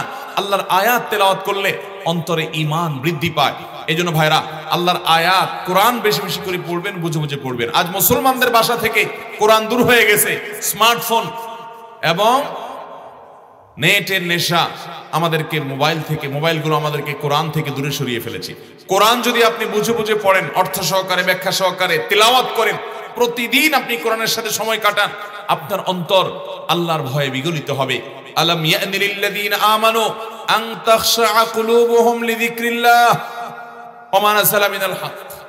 আল্লাহর পক্ষ থেকে যে হক এবং সত্য এসেছে, সেটার কারণে আল্লাহর ভয়ে অন্তরটা বিগলিত হওয়ার সময় কি এখনো আসে নাই ভাই? এই মোবাইল আর কতকাল ফেসবুক, ইউটিউব, টিকটক এবং এই সমস্ত জিনিসের মধ্যে আপনি বুঁদ হয়ে থাকবেন? ভাইরা আমার, জীবন গলে যাচ্ছে বরফের মতো করে, কত কাল হারিয়ে থাকবেন এগুলোর মধ্যে। আসুন আল্লাহর ভয়ে ভীত করে নিজেকে, আল্লাহর ভয়ে নিজেকে, অন্তরকে বিগলিত করি। সেজন্য কোরআন বুঝে বুঝে পড়বো তো ইনশাআল্লাহ। কোরআন বুঝে বুঝে পড়বেন। কোরআন পড়লে আল্লাহর ভয় অন্তরে জাগ্রত হবে। দ্বিতীয়ত, আল্লাহর নেককার এবং আল্লাহ ভীরু মানুষগুলোর সান্নিধ্যে থাকবেন। পৃথিবীর সব জায়গাতেই কম বেশি পাবেন। আপনি আপনার গ্রামে খোঁজ করেন, কিছু ভালো মানুষ পাবেন, তাহাজ্জুদের নামাজ পড়ে, কারোর কোনো ক্ষতি করে না, পারলে মানুষ উপকার করে, কোনো পাপাচার করে না, কোনো গুনাহ করে না, কোনো গালমন্দ করে না, এবং নিজে ভালো থাকার চেষ্টা করে। এরকম ভালো মানুষগুলোর সাথে মিশবেন, বন্ধুতা করবেন, তাদের সান্নিধ্যে বসবেন। আল্লাহ বলেছেন, ইয়া আইয়ুহাল্লাযীনা আমানু তাকুল্লাহ, ঈমানদাররা মুত্তাকি হও। কিভাবে হবে? ওয়া কুনু মা'আস সাদিকিন, সৎকর্মশীল মানুষদের সাথে থাকো। এজন্য আপনি যখন নেককার মানুষদের সাথে থাকবেন, আল্লাহ ভীরু মানুষদের সাথে থাকবেন, আপনার অন্তরে আল্লাহর ভয় পয়দা হবে। তৃতীয়ত, আপনি যখন এমন কোন বিষয়ের নেশা ছেড়ে দিবেন যে বিষয়টি আপনাকে আল্লাহ থেকে দূরে সরায়। আমি প্রায়শই বলার চেষ্টা করি, স্মার্টফোন, যে কোনো অ্যান্ড্রয়েড হোক, আইফোন হোক, এই সমস্ত স্মার্টফোন, ট্যাব, কম্পিউটার ইত্যাদি, এগুলো ফেসবুক, ইউটিউব ইত্যাদি, এগুলোর নেশা বেশিরভাগ মানুষকে আজ আল্লাহ থেকে দূরে সরিয়ে দিচ্ছে। এগুলোর ব্যবহার অনেকে ইসলামের নামে করছেন, কিন্তু সেগুলো এমন ভাবে অনিয়ন্ত্রিত ভাবে ব্যবহার করছেন যে আমাদের নামাজে মনোযোগ নাই কেন? Mobile phone. আমাদের কোনো কথা মনে থাকে না কেন? Mobile phone. আমরা ইবাদতে স্বাদ পাই না কেন? স্বাদ না পাওয়ার কারণ মোবাইল ফোনের এডিকশন। এই আসক্তি আমাদের শেষ করে দিচ্ছে। এটাকে নিয়ন্ত্রণ করতে হবে, লিমিটেড সময় ব্যবহার করতে হবে। কল আসলে ধরবেন, কল করা লাগলে করবেন। এছাড়া ফেসবুক ইত্যাদি টিপাটিপির জন্য নির্দিষ্ট সময় রাখবেন, এই সময়ের বাইরে আমি টিপাটিপি করব না। এরকম যদি আপনি নিজেকে নিয়ন্ত্রণ করতে পারেন, আল্লাহর ভয় দ্বারা আপনার অন্তরকে আপনি সমৃদ্ধ করতে পারবেন, বিগলিত করতে পারবেন। আর যদি এই সমস্ত নানামুখী দুনিয়া আর দুনিয়ার নানামুখী আয়োজন, চাকচিক্যের পিছনে নিজেকে এঙ্গেজ করে রাখেন, অন্তর কখনো আল্লাহ রাব্বুল আলামিনের ভয়ে বিগলিত হবে না। অতএব মোবাইল ফোনের আসক্তি থেকে বাঁচার জন্য সংগ্রাম করবো তো ইনশাআল্লাহ। এর জন্য সংগ্রাম করতে হবে রীতিমতো। নিজের বিরুদ্ধে নিজে অপারেশন করার ডিসিশন নিতে হবে যে আমি আমার চরিত্রকে বাঁচাবার জন্য, আল্লাহ ভীরুতা, তাকওয়া ঢুকানোর জন্য আমি মোবাইল ফোনের আসক্তি থেকে বাঁচার জন্য প্রতিজ্ঞা করব। এটাকে নিয়ন্ত্রিত ব্যবহার করবেন। আসর টু মাগরিব, 1 ঘন্টা সকাল, 1 ঘন্টা বিকাল, আপনি মন ভরে আপনি মোবাইল টিপাটিপি করেন। কিন্তু সারাদিন যখন খুশি তখন, শুইতে শুইতে, ঘুমাইতে ঘুমাইতে, টয়লেট থেকে বাইর হইতে, রাস্তায় হাঁটতে, বহু যুবক রাস্তা দেখা যায় 2 হাতে মোবাইল টিপতে টিপতে এমন ভাবে হাঁটে যে সামনে কি পিলার আছে না গাড়ি আছে। প্রায় আমরা পত্রিকা খুললে দেখি যে মোবাইল টিপতে টিপতে অথবা কানে হেডফোন দিয়ে গান শুনতে শুনতে রেল লাইন পার হতে গিয়ে রেলের নিচে কাটা পড়ে শেষ হয়ে গেছে। প্রায় পত্রিকা দেখা যায়। ভাইরা আমার, দুনিয়া এবং আখিরাত দুইটা ধ্বংস করে দিচ্ছে স্মার্টফোন। অতএব মোবাইলের ব্যবহার নিয়ন্ত্রণ করলে আল্লাহর ভয় দ্বারা অন্তরকে বিগলিত করা যাবে। আল্লাহ তাআলা আমাদের সবাইকে আল্লাহর ভয়ের এই দৌলতটি দান করুন, বলুন আমিন। এরপরে প্রশ্ন হলো, আমাদের মসজিদে কিছু লোক দান করে দাবি করে যে আমরাই মসজিদ নির্মাণ করেছি। এরকম দাবি করলে মসজিদে নামাজ জায়েজ হবে কিনা? মসজিদ হবে আল্লাহর জন্য। যত হাদিসে মসজিদ নির্মাণের ফজিলত বলা হয়েছে সেখানে সব জায়গায় এই কথা বলা হয়েছে, মান বানা লিল্লাহি মাসজিদা, যে ব্যক্তি আল্লাহর জন্য কোনো মসজিদ নির্মাণ করবে। অতএব মসজিদ নির্মাণ হবে কার জন্য? এখন আমাদের দেশে অনেকে মসজিদ বানায় ফুটানির জন্য, নাম কাম জাহির করার জন্য। অমুকের ছেলে মসজিদ বানাইছে, অমুকের বাড়ির সামনে মসজিদ হয়েছে। কোন মসজিদ কমিটিতে আপনি হয়তো আছেন, কোনো কারণে গন্ডগোল লাগছে, আপনাকে সেক্রেটারি সভাপতি বানায় না, আপনি যে আরেকটা মসজিদ বানাইছেন, আছে না নাই? এইসব উদ্দেশ্যে মসজিদ আলাদা করা, মসজিদ ভেঙে ফেলা, আরেকটা মসজিদ নির্মাণ করা, এটা জায়েজ। মনে রাখবেন, এরকম মসজিদ নির্মাণ করে সবের পরিবর্তে গুনাহ হতে পারে। মসজিদ হবে শুধু আল্লাহকে খুশি করার জন্য। অনেক এলাকায় আজকে মসজিদ হচ্ছে প্রয়োজন ছাড়া। একটা মসজিদে আছে মুসল্লি পুরে না, মসজিদের মধ্যে পাশেই আরেকটা মসজিদ বানাচ্ছে। কেন? কারণ ওনারা নিজেরা কমিটির সদস্য হবেন, নেতাগিরি করবেন, সেখানে তারা হয়তো তাদের বাড়ির সামনে মসজিদ করবেন। এই সমস্ত উদ্দেশ্যে মসজিদ করলে সেটা কারণে কোনো সওয়াব পাওয়া যাবে না। তবে মুসল্লিরা সেখানে নামাজ পড়লে তাদের নামাজ হয়ে যাবে। কেউ যদি না মসজিদ বানায় গর্ব করে এটা আমাদের মসজিদ, আমরা নির্মাণ করছি, মুসল্লিদের সাথে এরকম কথা বলে, তাহলে এটা তার ইখলাস নাই, আল্লাহকে খুশি করার জন্য করে নাই। তার প্রমাণ আল্লাহর জন্য দান করার পর সেটা আপনি মানুষের কাছে জাহির করতে যাবেন, এটা আল্লাহকে দিয়ে দিয়েছেন, আপনার এখানে কোনো কথা নেই। অতএব আপনি যদি সেটা নিয়ে আবার গাল গল্প দেন, গর্ব করেন, অহংকার করেন, তাহলে মুসল্লিদের নামাজ হয়ে যাবে, কিন্তু যারা এরকম করবে তারা পাপিষ্ঠ এবং গুনাহগার। হ্যাঁ, কথার কথা যদি বলতে হয়, এমনি জাস্ট যা মানে বোঝানোর জন্য যে আলহামদুলিল্লাহ আল্লাহ আমাদেরকে দিয়ে করাইছে, তার অন্তরের মধ্যে প্রকাশ করা বা গর্ব করা উদ্দেশ্য নাই, অন্যকে ছোট করা উদ্দেশ্য নাই, তাহলে অসুবিধা নাই। আমাদের ইসলামের সুন্নতে খাতনার বিধানটা কি? কেউ যদি নবমুসলিম হন তার কি সুন্নতে খাতনা করতে হবে? খুব দরকারি একটি প্রশ্ন।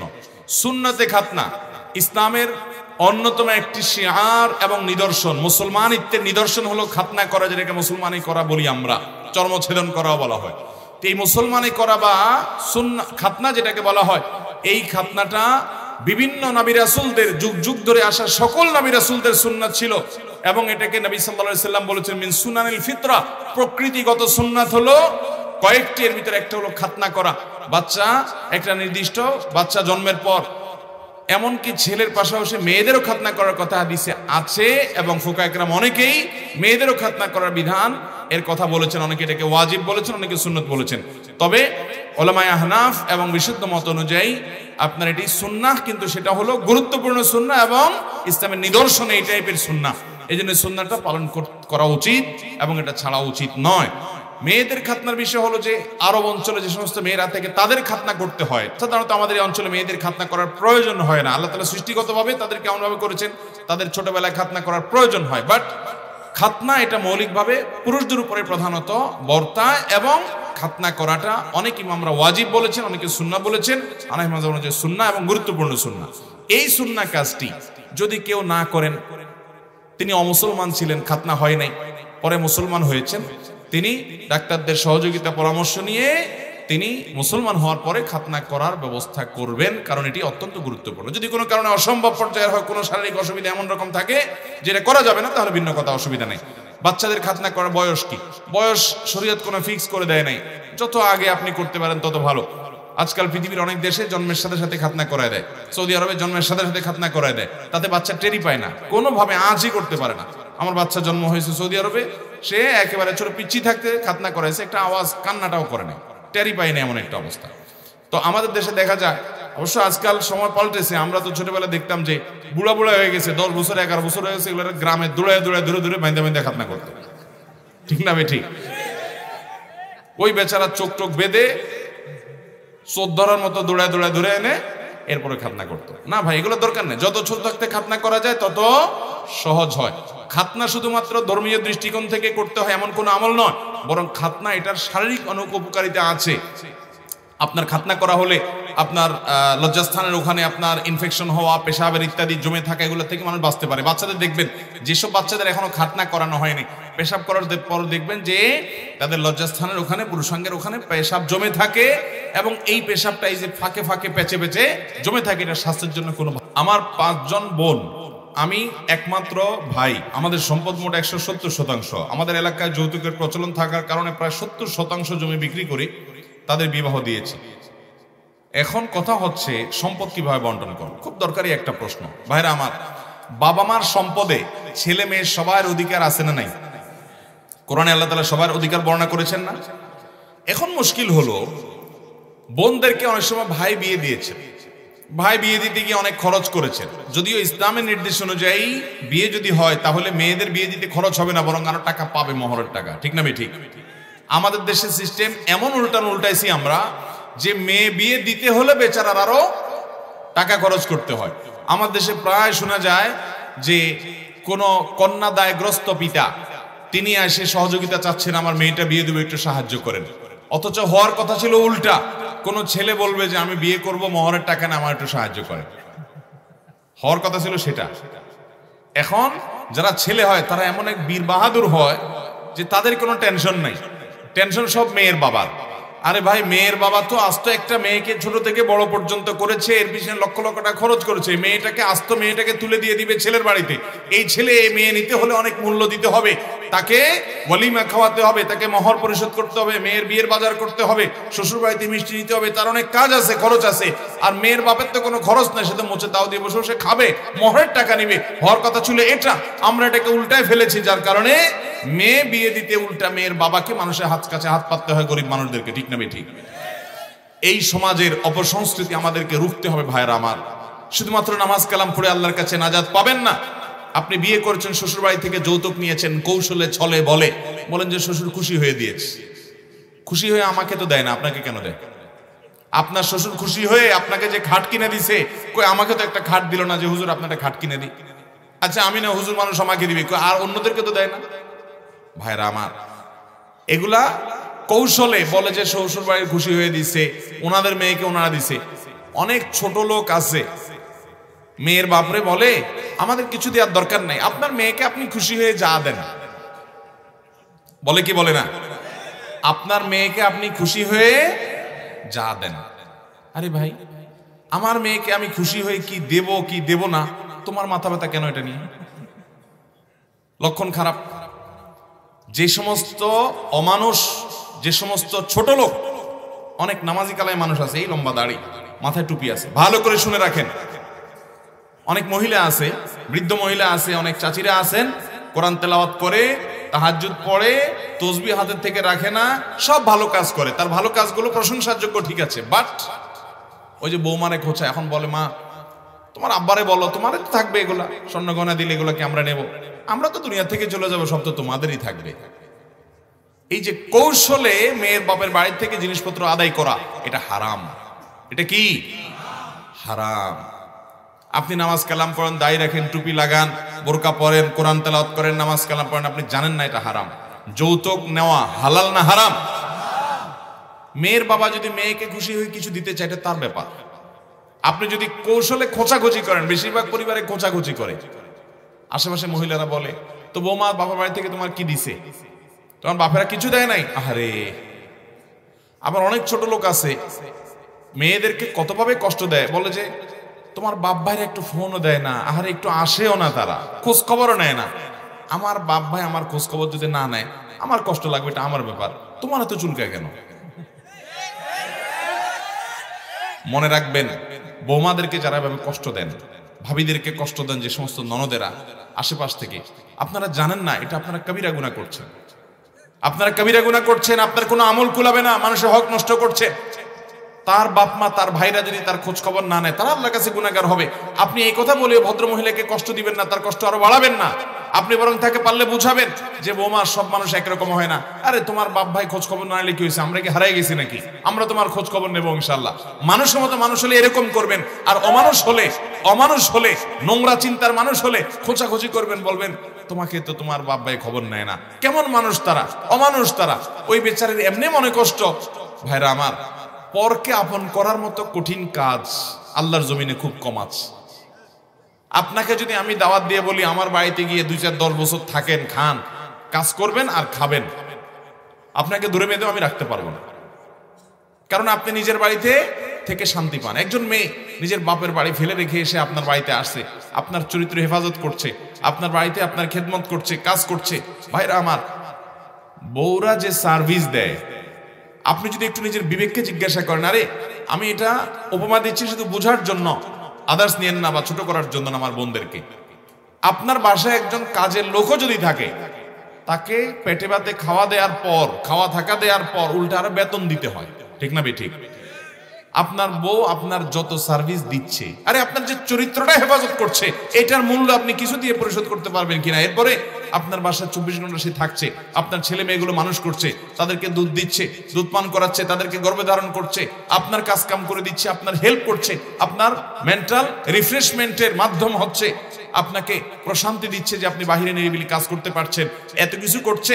আরে আপনি যদি এটার বিনিময় দেন তাহলে প্রতি মাসে বেতন দিয়েও তো কুলাতে পারবেন না, সেখানে বেতন তো নাই, একটু থাকে খায় বেচারি, এরপরে আবার তাকে খোঁচাখুচি করেন।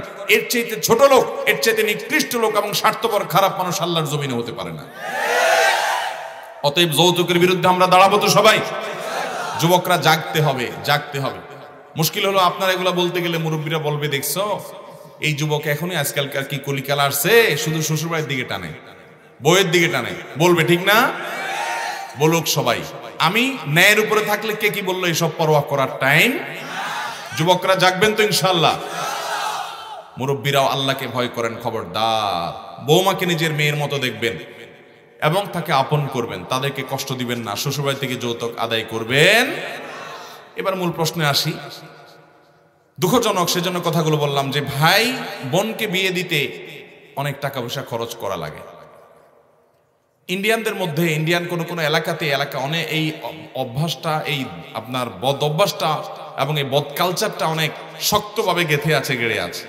কেরালা রাজ্যের যে সমস্ত ইন্ডিয়ানরা আছে, মধ্যপ্রাচ্য প্রবাসী ভাইরা বলতে পারবেন, তাদের কোনো মেয়ে হয়েছে তো বস, তাদের লাইফ শেষ। পারলে মেয়ের শরীর ওজন পরিমাণ স্বর্ণ দেওয়া লাগে, এমন একটা অবস্থা। এই নোংরা কালচার কোন মুসলমানদের সমাজে হতে পারে? এখন কথা হলো, ভাই তিনি জমি জমা বিক্রি করে টাকা পয়সা দিয়ে বোনকে বিয়ে দিয়েছেন, অথবা বাবা তার মেয়েকে বিয়ে দেওয়ার জন্য অনেক খরচ করেছেন, তাই বলে বাবার সম্পদে, পরিত্যক্ত সম্পদের ভাগ হিসেবে ওই মেয়ে পাবে না, এরকমটি করা যাবে না। কেন যাবে না? ভালো করে বুঝেন। একজন বাবার আল্লাহ তাআলা 3টা সন্তান দিচ্ছেন, 3টা ছেলে দিয়েছেন। একটা ছেলের শরীরে এমন একটা রোগ হয়েছে, যেই রোগের কারণে লক্ষ লক্ষ টাকা খরচ হয়ে গেছে, তাই বলে সে কি সম্পদ পাবে না বাবা মারা যাওয়ার পরে? রোগ বালাই বা প্রয়োজনে খরচ করতে হয়, নিরুপায় হয়ে খরচ করা ছাড়া উপায় নাই। সন্তানদের জন্য যেরকম কোনো খরচ করা লাগে, তাহলে এটা বাবার সম্পদ থেকে করতে হবে, এটা বাবার উপরে কর্তব্য। বাবা মারা গেলে বড় ভাই থাকলে তাদের উপর এটা কর্তব্য, তারা তাদের কর্তব্য পালন করেছেন, বিনিময়ে আল্লাহর কাছ থেকে পুরস্কার পাবেন, একটা টাকাও নষ্ট হবে না, সবগুলোর বিনিময়ে আল্লাহ তাআলা বুঝাই দিবেন। বিধা মন খারাপের কিছু নাই। আপনি এই কথা বলে টাকা কাটাকাটি করতে পারবেন না যে আমি তো বোনকে বিয়ে দিচ্ছি যৌতুক দিয়ে বা টাকা পয়সা খরচ করে, অতএব তাদেরকে বাবার সম্পদের ভাগ দেব না বা ওইটা মাইনাস করে ভাগ দেব। নো, এটা করতে পারবেন না। কারণ ওই যে একটা ছেলের অসুখ হলে তাকে যে সম্পদ থেকে বঞ্চিত করবেন সে সুযোগ নাই, তার জন্য যে খরচ করেছেন, তার অসুখ হয়েছে সেজন্য করেছেন, কিন্তু তাই বলে ওইটা কাটাকাটি করা যাবে, সম্পদের ভাগ ঠিকই দিতে হবে। তবে হ্যাঁ, বোনদের মধ্যে এই মানবতা থাকা উচিত যে আমার ভাই, তার হয়তো আমার কিছু নাই, যা আছে সেখান থেকে আমার জন্য সব খরচ করছে, এখন আবার বাবার সম্পদে আমি যদি সমান ভাগ তার কাছ থেকে পুরোটা নিতে চাই, তাহলে ভাই কষ্টে পড়বে। আল্লাহ হয়তো আমাকে একটু ভালো রেখেছেন, তখন বোনদের মানবিক দায়িত্ব, ঠিক আছে বাবার সম্পদে আমার এতটুকু পাওনা হয়েছে, কিন্তু ভাই আপনি যা করছেন সেটা তো আমি কখনো শোধ করতে পারবো না, আমি এখান থেকে খুশি হয়ে আপনাকে এতটুকু ছেড়ে দিলাম, অথবা আমি এটা নিলাম না, বা আমি এতটুকু নিলাম বাকিটা আপনাকে দিয়ে দিলাম। এটুকু বোনদের খেয়াল করা উচিত। বোনরা অনেক সময় এগুলো খেয়াল করেন না। অনেক ভাইরা আছেন খাটতে খাটতে খাটতে খাটতে শেষ। একটা কথা আছে বাংলায়, উপকারী গাছের ছাল থাকে না।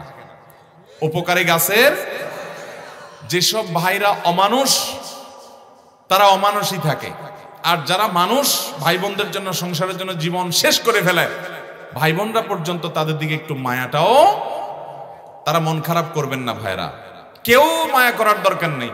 আপনার প্রতিটি ভালো কাজের বিনিময় আহকামুল হাকিমিন দিবেন, চুল পরিমাণ আপনার কোনো পরিশ্রম বৃথা যাবে না।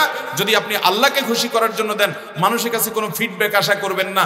আল্লাহ নিকার মান্দাদের প্রশংসা করতে গিয়ে সূরা দাহরে বলেছেন, ওয়ায়ুতঈমুনা আত-তাআমা আলা হুব্বিহি মিসকিনা ওয়া ইয়াতীমা ওয়া আসীরা ইন্নামা নুতঈমুকুম লিওয়াজহিল্লাহ লা নুরিদু মিনকুম জাযাআও ওয়ালা শুকুরা।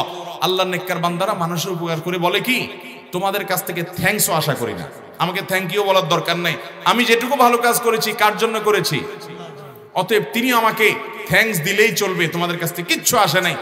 অতএব তারা সেই কথা মাথায় রেখে ভাই বোন আপনার কৃতিত্বের স্বীকৃতি দেয় না, কোনো দরকার নাই, আল্লাহর প্রতি ভরসা করবেন ইনশাআল্লাহ।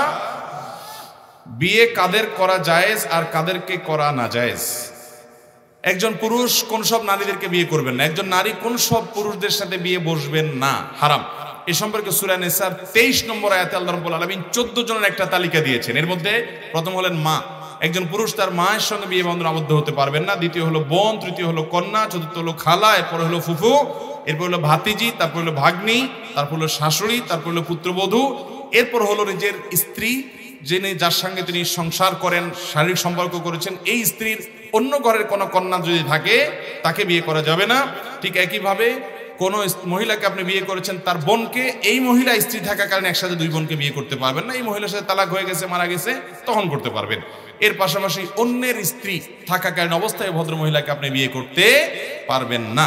এছাড়া অন্যান্য মহিলাদেরকে আপনি বিয়ে করতে পারবেন। যাদেরকে আপনি বিয়ে করতে পারবেন না তাদের সাথে আপনার দেখা দেওয়া জায়েজ, কারণ তাদের সাথে আপনার রক্তের সম্পর্ক আছে।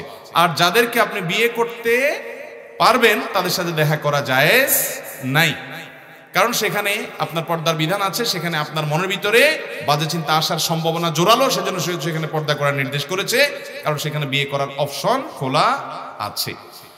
এরপরে প্রশ্ন হলো, ইয়াজুজ মাজুজ সম্প্রদায় কারা এবং তারা কোথায় আছে, কখন তারা আত্মপ্রকাশ করবে? ভাইরা আমার, ইয়াজুজ এবং মাজুজ এদের সম্পর্কে আল্লাহ রাব্বুল আলামিন কোরআনে কারীমের সূরা কাহাফে আলোচনা করেছেন। ইয়াজুজ এবং মাজুজ এ দুটি সম্প্রদায় মানুষেরই একটা বিশেষ দুটি সম্প্রদায়। আদম আলাইহিস সালামের সন্তান আমরা যারা মানুষ হিসেবে পৃথিবীতে আছি, আমাদের পাশাপাশি অবিকল মানুষের মতোই মানুষেরই আরো দুটি বিশেষ ধরন আছে, যাদেরকে বলা হয়, একটাকে বলা হয় ইয়াজুজ, আরেকটা বলা হয় মাজুজ। এটা আদম আলাইহিস সালামের বংশেরই তিনটা ধারা বলতে পারেন। একটা হলো এই সাধারণ মানুষ, আর হলো ইয়াজুজ এবং মাজুজ। তারাও মানুষেরই দুটি ধরন। এই ইয়াজুজ মাজুজ তাদের সংখ্যা সাধারণ মানুষের তুলনায় অনেক বেশি, এবং এই মানুষগুলো ইয়াজুজ মাজুজ তারা সাধারণ মানুষের উপরে জুলুম নিপীড়ন, তাদের অনেক শক্তি সামর্থ্য আছে, তারা যা খুশি তা করার মতো ওইরকম দৈহিক শক্তি আল্লাহ তাদেরকে দিয়ে রেখেছেন। তারা জুলুম নিপীড়ন করত। যুলকারনাইন নামক একজন শাসক ছিলেন হাজার হাজার বছর আগে। কোরআন সেই শাসকের ইতিহাস বর্ণনা করেছে। যুলকারনাইন শাসককে লোকজন মানুষেরা বলেছে যে ইয়াজুজ মাজুজ সম্প্রদায়রা আমাদের উপরে জুলুম অবিচার করে এবং ফিতনা ফাসাদ করে জমিনে, তাদেরকে কোনোভাবে নিয়ন্ত্রণ করা যায় না, সব তারা গ্রাস করে ফেলে সম্পদ। তাদের এই অবিচার থেকে, ফাসাদ থেকে আমাদের বাঁচাবার জন্য কোনো উদ্যোগ গ্রহণ করেন। তখন তাদেরকে কোনো একটা এলাকায়, সম্ভবত কোনো একটা পাহাড়ি এলাকায় তারা থাকতো, দিনের বেলা এসে জুলুম করত। তারা যখন তাদের এলাকায় প্রবেশ করেছে, মানুষের সমাজে যেন আসতে না পারে, সাধারণ মানুষের সমাজে, তখন বিশাল বড় প্রাচীর নির্মাণ করেছেন, সম্ভবত পিতল দিয়ে, এই যুলকারনাইন বাদশা, এবং তার অপর প্রান্তে তারা আটকে গেছে, আর আসতে পারে না। কিয়ামতের আগে তারা সেই প্রাচীর ডিঙ্গিয়ে তারা আসবে। প্রতিদিনই তারা প্রাচীর ডিঙ্গানোর চেষ্টা করে, কিন্তু আল্লাহ তাআলার বিশেষ আল্লাহ নির্দেশের কারণে তারা সেটি অতিক্রম করতে পারে না। ইমাম মাহদি দুনিয়াতে তার আত্মপ্রকাশ হওয়ার পর, দাজ্জালের আগমনের পর, এবং ঈসা আলাইহিস সালামের দুনিয়াতে নাজিল হওয়ার পর 4 নম্বরের কিয়ামতের বড় আলামত, একেবারে কিয়ামতের খুব কাছাকাছি সময় ইয়াজুজ মাজুজের আবির্ভাব হবে। তারা আবারও দুনিয়াতে তাদের সেই স্বরূপে আবর্তিত হবে। যখন তারা এরকম অবস্থা করবে, আল্লাহ রাব্বুল আলামিনের কাছে সাধারণ মানুষ দোয়া করবে। আল্লাহ নবী ঈসা আলাইহিস সালাম যিনি তখন আসবেন, তিনি দোয়া করবেন। তখন সবার সম্মিলিত দোয়ার কারণে আল্লাহ রাব্বুল আলামিন বিশেষ ধরনের পোকা ইত্যাদি দিয়ে তাদেরকে রোগ বালাই দিয়ে তাদেরকে ধ্বংস করবেন। সমূলে তারা শেষ হবে কিয়ামতের আগে। এই ইয়াজুজ মাজুজ তারা আল্লাহর সৃষ্টি, তারা আছে। কোথায় আছে, পৃথিবীর কোন প্রান্তে আছে আমরা জানি না। কেউ হয়তো বলবেন যে আজকে পৃথিবীতে স্যাটেলাইটের মাধ্যমে গোটা পৃথিবীর চতুর্পাশে, মাটির নিচে কোথায় কি আছে সব বের করা গেছে। তাহলে ইয়াজুজ মাজুজ সম্পর্কে তারা কোনো কিছু বের করতে পারে না, এটা সত্য হয় কিভাবে? মনে রাখবেন, পৃথিবীতে বিজ্ঞানের বহু আবিষ্কার কোরআন নাজিলের শত শত হাজার হাজার বছর পর কোরআনের অনেক কথাকে প্রমাণ করেছে। আল্লাহ তাআলা কোরআনে বলেছেন, মানুষ ঘোড়া, গাধা, এই সমস্ত পশু, এগুলোর উপরে বাহন, এগুলোকে ব্যবহার করে, এগুলো দিয়ে চলাফেরা করে। এবং এই আয়াতের শেষে আল্লাহ তাআলা বলেছেন, এরকম আরো অনেক বাহন হবে, বা এমন আরো অনেক বাহন যেগুলোর কথা তোমরা জানো না। আজ আমরা বাস, ট্রেন, গাড়ি, আমরা বিভিন্ন ইঞ্জিন চালিত নৌকা, আমরা দেখতে পাচ্ছি বিমান, বিভিন্ন রকমের রকেট ইত্যাদি, অথচ আল্লাহ তাআলা সেই আয়াতের মধ্যে ইন্ডিকেট করে রেখেছেন যে যে সমস্ত বাহন তোমরা আজকে ব্যবহার করছো, ঘোড়া গাধা ইত্যাদি ওটের পিঠে বহন করছো, তোমরা সফর করছো, এক সময় এগুলো ছাড়া আরো অনেক কিছু আসবে, সেই ইঙ্গিত আল্লাহ তাআলা আয়াতে দিয়ে রেখেছেন। এরকম বহু বিষয় কোরআনে বলেছে যেগুলো বাস্তবায়ন শত শত হাজার হাজার বছর পরে হয়েছে, মানুষ বুঝতে পারে নাই। বান্দার সমস্ত আমলগুলোকে আল্লাহ তাআলা উপস্থিত করবেন কিয়ামতের ময়দানে, দেখাবেন। কিভাবে দেখাবেন? 1400 বছর আগের মানুষ যখন ছবি, ভিডিও, ক্যামেরা ইত্যাদির আবিষ্কার হয় নাই, ছবি ভিডিও ধারণ করার এই প্রযুক্তি যখন ছিল না, তখন পৃথিবীর মানুষ বুঝতে পারতো না, কিন্তু তারা ঈমান এনেছে যে আল্লাহ বলেছেন সেটা সত্য নয়, মহাসত্য। আমাদের বুঝে আসুক বা না আসুক, আজকে আমাদের বুঝে আসছে ইয়াজুজ মাজুজের বিষয়ে। বিজ্ঞান, তথ্য প্রযুক্তির উন্নতির এই সময়ে তারা ধরতে পারছে না, কিন্তু বিজ্ঞানীরা হয়তো 2000 বছর পরে, 200 বছর পরে, 500 বছর পরে কোন এক সময় ধরতে পারবে অথবা না পারবে। কিন্তু কোরআনে যেহেতু বিবৃত হয়েছে পৃথিবীর সব মিথ্যা হতে পারে, এটি মিথ্যা হওয়ার কোনো সুযোগ নাই। ভালো কিছু কিন্তু খাতনা করা হলে সেটা আর হয় না। আরো নানাবিধ এর স্বাস্থ্যগত উপকারিতাও আছে, এই জন্য খাতনা করতে হবে। এবং কোনো কারণে যদি কারোর খাতনা করা না হয়, ধরুন কেউ ইসলাম গ্রহণ করছে, বড় হয়েছে, কিন্তু এখন খাতনা করার কত পরিস্থিতি নাই শারীরিকভাবে কোনো কারণে, তাহলে কোনো অসুবিধা নাই, হয়ে যাবে তার ইসলাম গ্রহণটা সঠিক। আমি একজন তরুণ উদ্যোক্তা, নিজের প্রচেষ্টায় ইলেকট্রিক ঢেকুইর উদ্ভাবন করেছি, আলহামদুলিল্লাহ। আমি কোনো সুদী ব্যাংক হতে লোন নিব না। ইসলামী ব্যাংকের অনেক প্রতিবন্ধকতা, সেই ক্ষেত্রে বিসিক থেকে লোন নেওয়া যাবে কিনা? আমার চাল উৎপাদনের জন্য প্রচুর অর্থের প্রয়োজন। মাশাআল্লাহ, চমৎকার একটি প্রশ্ন। এটা কোন মাহফিল আমি জানি না, যে ভাই এই প্রশ্ন করেছেন তিনি সন্দেহাতীতভাবে অনেক সম্ভাবনাময় একজন উদ্যোক্তা এবং উদীয়মান একজন মানুষ। আমরা আপনাকে বলবো ভাই, সুদভিত্তিক লোনের উপর আপনার কোনো কাজ প্রতিষ্ঠা করবেন না। আপনি এটাকে ডিনাই করবেন। সেটা বিসিক থেকে যদি সুদ ছাড়া লোন নিতে পারেন তাহলে অবশ্যই নেন, আর যদি সুদযুক্ত লোন নিতে হয় সেটাকে আপনি ডিনাই করেন। আমি এই মাহফিলের মাধ্যমে বলতে চাই, এই উদ্যোক্তা যদি আমাদের আসন্না ফাউন্ডেশনে যোগাযোগ করেন তাহলে আমরা তাকে সুদমুক্ত লোন কোত্থেকে নেওয়া যায় সেই উপর আমরা সহযোগিতা করব। আমাদের লোন দেওয়ার ইখতিয়ার নাই, আইনগতভাবে অনেকে আমাদের কাছে লোন চায়, আমরা লোন দেওয়ার মতো কোনো প্রজেক্ট আমাদের নাই। তবে আমরা তাকে কিভাবে উপকার করা যায় বা কিভাবে কারোর সাথে কানেক্টেড করানো যায় সে উপর আমরা সহযোগিতা করতে পারি। আল্লাহ তাআলা এই ধরনের উদ্যোক্তা ভাইদেরকে তাদের এই কাজগুলোকে আরো অনেক দূর এগিয়ে নিয়ে যাওয়ার তৌফিক দান করুন। আমি এটাই আজকে শুরুতে বলছিলাম, আমাদের তরুণদেরকে কর্মমুখী করতে হবে, তাদেরকে ব্যস্ত এবং এঙ্গেজ করতে হবে ভালো কাজগুলোতে, তাহলে সমাজে যত অহেতুক কাজ থেকে তরুণরা বেঁচে যাবে ইনশাআল্লাহ। আমি আপনাকে অনেকবার স্বপ্নে সাক্ষাৎ করেছি এবং শুধু আপনার সাথে হাত মিলাতে চাই। ভাই, আমরা মনে করি আলেমুল আমাদের সাথে হাত মিলালেই বোধহয় আমাদের সব মাফ হয়ে যাবে। অনেকে ছুঁইতে পারলে অনেক কিছু মনে করে। ভাই, আমার ওলামাদের সাথে সান্নিধ্যে যাওয়া, তাদের কথা শোনা, তাদের মজলিসে বসা, এটা ভালো, এবং সাক্ষাৎ করতে পারলেও ভালো, কিন্তু এটার জন্য এত মরিয়া হওয়ার কিছু নেই। তারপরে আলহামদুলিল্লাহ সাক্ষাতের বহু সুযোগ আছে। বিশেষ করে আমরা আমাদের কথা বলি, আমাদের মসজিদে জুমা পড়লে জুমার পরে সাক্ষাতের সুযোগ থাকে। এছাড়া আমরা আসন্না ফাউন্ডেশন মসজিদ কমপ্লেক্স করতেছি, আল্লাহ যদি বাঁচায় রাখেন সেখানে আমরা নিয়মিত বসবো এবং মানুষের সাথে সাক্ষাতের সুযোগ তৈরি হবে। এখন নানামুখী একবার এক এক জায়গায় থাকার কারণে সেভাবে আসলে সময় বের করা সম্ভব হয় না। আল্লাহ তাআলা তৌফিক দান করুন আপনাকে এবং আমাকে। আমার মৌসুমি ধান পেয়েছি 40 মণ, যার মধ্যে থেকে খেতে লাগবে 15 মণের মতো প্রায়। আমার অতিরিক্ত ধান থেকে 25 মণ ধান থাকে 25 মণ, এর মধ্যে বাজার আবার পরিবারের চিকিৎসা আছে। প্রশ্ন হলো, আমাকে কি 25 মণ ধানের জাকাত দিতে হবে কিনা? জাকাত দেওয়া ফরজ, এটা আপনারা জানেন তো, বাবারা জানেন এটা, ফসলের জাকাত দিতে হয়, আমরা অনেকে জানি না। এই ভাই যে প্রশ্ন করেছেন 40 মণ ফসল হয়েছে, 40 মণ ফসল হয়েছে বলতে ধান, সব ফসলের জাকাত দিতে হয় না। যে ফসল আপনার সংরক্ষণ করে রাখা যায়, ওজন করে রাখা যায়, ওজন করা যায়, মাপা যায় এবং রেখে দেওয়া যায়, এ ধরনের ফসল, এগুলোর জাকাত দিতে হয়। এখন ধান এটা এরকম ফসল, অতএব ধানের জাকাত দিতে হবে। 40 মণ ধান হয়েছে, আপনার খোরাকিতে 15 মণ যাচ্ছে কি যাচ্ছে না এটা দেখার বিষয় না। যতটুকু হয়েছে উৎপাদন, যতটুকু টিকেছে ক্ষেত থেকে উঠার পর ফ্রেশ, এই সবগুলো, বিশেষ করে 40 মণ যখন হবে, নেশাব পরিমাণ যখন হবে, নেশাবের বেশি 40 মণটা, তখন সবগুলোর জাকাত দিতে হবে আপনাকে। এই 40 মণের জাকাত দিতে হবে, খোরাকিটা বাদ দেখে দিলে হবে না। এখন কতটুকু জাকাত দিবেন? যেহেতু আমরা বেশিরভাগ ক্ষেত আজকাল নিজেরা সেচ দিয়ে করি, সেচ দিয়ে যদি করেন তাহলে 20 ভাগের 1 ভাগ, অর্থাৎ প্রতি 100 কেজিতে 5 কেজি করে আপনাকে দিতে হবে, গরিবকে দান করে দিতে হবে। এবং যদি সেটা শুধুমাত্র আসমানে পানি থেকেই হয়, সেচ দেওয়া না লাগে, তাহলে সেক্ষেত্রে 10 ভাগের 1 ভাগ অর্থাৎ 100 কেজিতে 10 কেজি করে গরিব দুঃখী অভাবী মানুষকে দান করে দিতে হবে। আমরা অনেক সময় এমনি দান করি, কিন্তু জাকাত নিয়ে তো দান করি না। ফসলের জাকাত অনেকে দেয় না, এবং এটা যে ফরজ এই সম্পর্কে অনেকের ধারণা নেই, বিধায় ফসলের জাকাত দিতে হবে আমাদেরকে। আমার একটা প্রশ্ন, জমির মাটি বিক্রি করা যাবে কিনা, আর সেই টাকা দিয়ে কোনো প্রয়োজনে লাগানো যাবে কিনা? জমির মাটি বিক্রি করা যাবে, এটাতে কোনো অসুবিধা নাই। আপনার ক্ষেতের জমি, আপনার ক্ষেতের মাটি, আপনার যে কোনো জায়গার ভিটার মাটি আপনি বিক্রি করলেন একজনের কাছে, এটা জায়েজ আছে, কোনো অসুবিধা নাই। যেহেতু এই জমিটা আপনার, অতএব আপনার জমির মাটিও আপনি বিক্রি করতে পারেন, গোটা জমিটাও বিক্রি করে দিতে পারেন। জমির নিচে থাকা কোনো কিছু ফসল উৎপাদন করলেন, সেগুলা যে কোনো কিছু আপনি বিক্রি করতে পারেন, কোনো অসুবিধা নেই। কিছুদিন আগে এক বক্তা মাহফিলে উর্দু ভাষায় বক্তব্য দিয়েছেন দোভাষীর সাহায্যে, পরবর্তীতে দেখা গেল লোকটি বাংলাদেশী। এই ঘটনা ইসলামের দৃষ্টিতে কি ব্যাখ্যা করবেন? আল্লাহ মাফ করুক, ওয়াজ মাহফিলগুলোতে আলোচক, আয়োজক, অনেক ক্ষেত্রে উভয়ের যোগসাজশে নানামুখী প্রতারণা হচ্ছে। এর কি ব্যাখ্যা করব আমরা?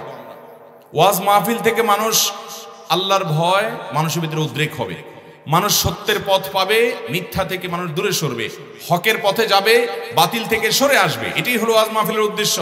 এখন ওয়াজ মাহফিলে কোনো আয়োজক যদি নিজে বিদেশি আয়োজক, ফরেনার আয়োজক, এই আকর্ষণ সৃষ্টি করার জন্য তিনি যদি বাংলাদেশি হয়ে উর্দুতে, আরবিতে, ইংরেজিতে কথা বলেন, আবার পাশে দোভাষী রাখা কথার অনুবাদ করান, তাহলে এটা স্পষ্টত প্রতারণা।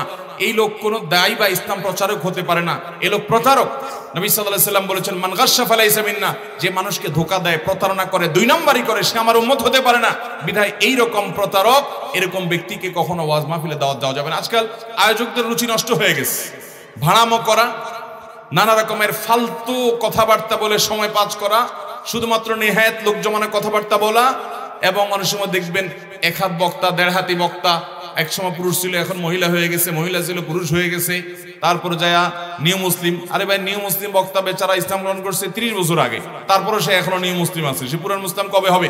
এই সমস্ত চটকদার কথা বলে বলে পোস্টারে বিভিন্ন লোক দাওয়াত দিয়ে মাহফিল জমানো হয়। এগুলো ওয়াজ না, এগুলো ইসলাম প্রচার নয়, এগুলো ম্যাগাজিন অনুষ্ঠান হতে পারে, ইসলাম প্রচারের নামে সমস্ত তামাশা হতে পারে। ওয়াজ মাহফিলগুলোর যে প্যাটার্ন, এটাতে ব্যাপকভাবে চেঞ্জ আনতে হবে। আয়োজকরা আল্লাহকে খুশি করার জন্য, মানুষকে ভালো কিছু কথা শোনাবার জন্য আলেমদেরকে দাওয়াত দিতে হবে। সে আলেমদের কথা মানুষ জমুক বা না জমুক, মানুষ জমাজমির দরকার নাই, উপকারী কথা বলতে হবে ইনশাআল্লাহ। বিধায় এ ধরনের প্রতারণামূলক কাজ যদি আয়োজকদের যোগসাজশে হয়ে থাকে, তারাও আল্লাহর কাঠগড়ার আসামি হবে, মানুষের সাথে প্রতারণা করেছে। এবং এ ধরনের প্রতারণার ঘটনা অবশ্য একেবারে লাখে একটা ঘটে, তারপরে সেটি যেন একটাও না ঘটে আমাদের খেয়াল রাখতে হবে। আল্লাহ তাআলা আমাদেরকে এই সমস্ত প্রতারক থেকে বেঁচে থাকার তৌফিক দান করুন। এরপরে প্রশ্ন হলো, সম্প্রতি সৌদি আরবে টানা বৃষ্টি হয়েছে ও বৃষ্টিপাত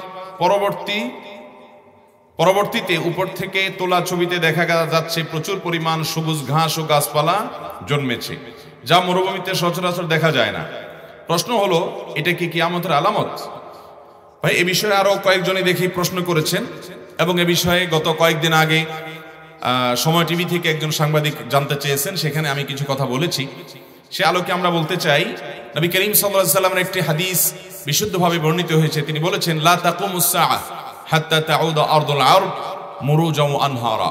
ততক্ষণ পর্যন্ত পৃথিবীতে কিয়ামত হবে না যতক্ষণ পর্যন্ত মরুভূমি, যেখানে সবুজ শ্যামল ফসল, ফল, ঘাস ইত্যাদি উৎপন্ন হয় না, সেখানে ফসল উৎপাদন হবে, বৃষ্টি বাদল হয়ে পানি ব্যাপকভাবে পাওয়া যাবে, এবং সেখানে আপনার নহর, প্রসবন, ধারা, ঝর্ণা, ড্রেন বৃষ্টির পানিতে প্রবাহিত হতে থাকবে। অর্থাৎ নদীমাতৃক দেশ, আমাদের দেশে যেরকম সর্বত্র আমরা খাল, বিল, নদী, নালায় পানি পাই, মরুভূমির লোকেরা সেটা পায় না, কিন্তু সেখানে সেগুলো হবে। সেই সাথে সেখানে সবুজ শ্যামল পরিবেশ হবে, যা আমাদের এই সমস্ত অঞ্চলে, উপকূলীয় অঞ্চলে, ঘন বনাঞ্চল আছে, সে অঞ্চলে যেগুলো হয়, মরুভূমিতে সেরকম হবে কিয়ামতের আগে। নবী করিম সাল্লাল্লাহু আলাইহি ওয়াসাল্লাম এটি বলে গেছেন। এটি তার অলৌকিকত্ব। তার এই হাদিসকে শত শত, এই হাজার বছর পর্যন্ত পৃথিবীর মানুষ বুঝতে পারেনি, এখন আমাদের বোঝার মতো সুযোগ তৈরি হচ্ছে। শত শত হাজার বছর পর্যন্ত এরকম হয়নি, এখন আস্তে আস্তে হচ্ছে। অতএব এটি ঠিক যে কিয়ামতের আগে মরুভূমিতে সবুজ শ্যামল গাছ, ঘাস ব্যাপকভাবে হবে, নদী, নালা, খাল, বিল পানি প্রবাহিত হবে, বৃষ্টি বাদল হবে, যেটা মরুভূমিতে সচরাচর হওয়ার কথা নয়। যারা সৌদি আরবে ছিলেন, যারা মিডল ইস্টের বিভিন্ন দেশে ছিলেন, দুবাইতে ছিলেন, তারা জানেন ওই সমস্ত দেশে বহু কষ্ট করে শহরে ঘাস ইত্যাদি উৎপন্ন করতে হয়, কোটি কোটি টাকা ব্যয় করে।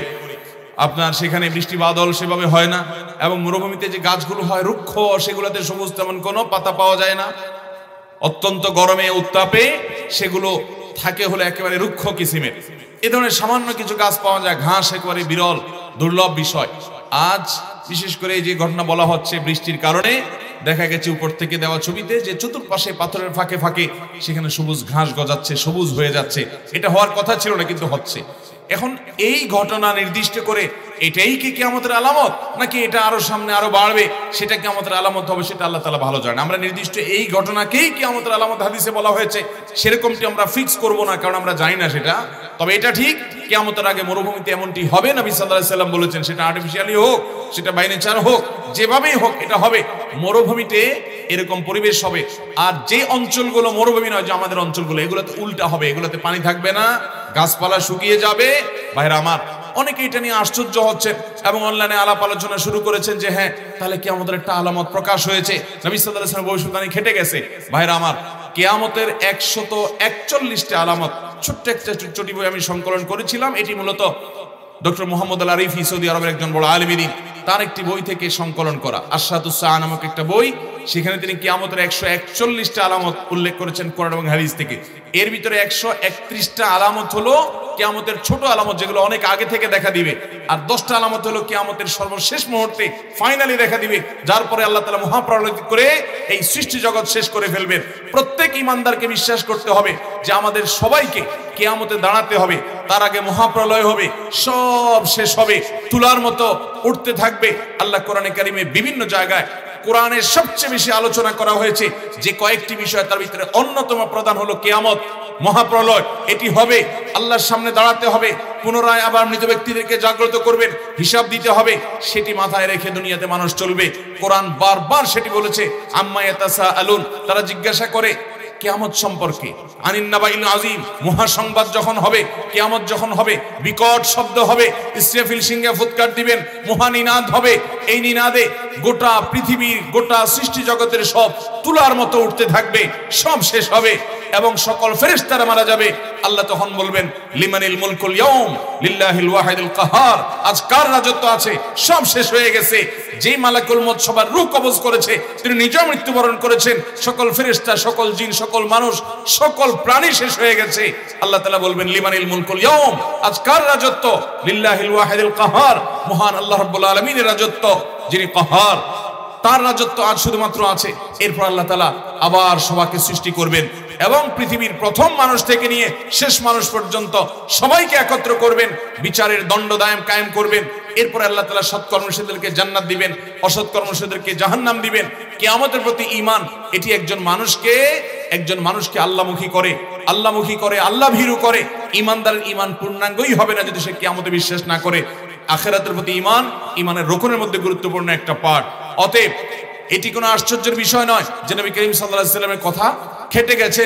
আরবে মরুভূমিতে বৃষ্টি হয়েছে, সবুজ শ্যামল পরিবেশ দেখা গেছে। ভাইরা আমার, নবী সাল্লাল্লাহু আলাইহি ওয়াসাল্লামের 131টা ভবিষ্যৎবাণী যেগুলো কিয়ামতের আগে হবে বলেছেন তিনি, তার ম্যাক্সিমাম হয়ে গেছে, ম্যাক্সিমাম ঘটে গেছে। তার মধ্যে একটা হলো, তিনি বলেছেন, রিআ আশ-শাইয়াতাতাওয়ালুনা ফিল বুনিয়ান, যারা ছাগলের রাখাল, ভালো করে শুনেন, যারা ছাগলের রাখাল, এরা পৃথিবীর বড় বড় শহরের বড় বড় দালান কোঠাগুলো তারা নির্মাণ করবে। আজ দেখেন দুবাইতে, সৌদি আরবে, মিডিল ইস্টে যে সমস্ত মানুষরা এক সময় তারা ছাগল চড়াতো মরুভূমিতে, মরুচারী কিছুই ছিল না, পৃথিবীর সবচেয়ে বড় বড় দালানগুলো, সবচেয়ে উঁচু উঁচু বিল্ডিং গুলো এখন সেসব দেশে হচ্ছে কি হচ্ছে না?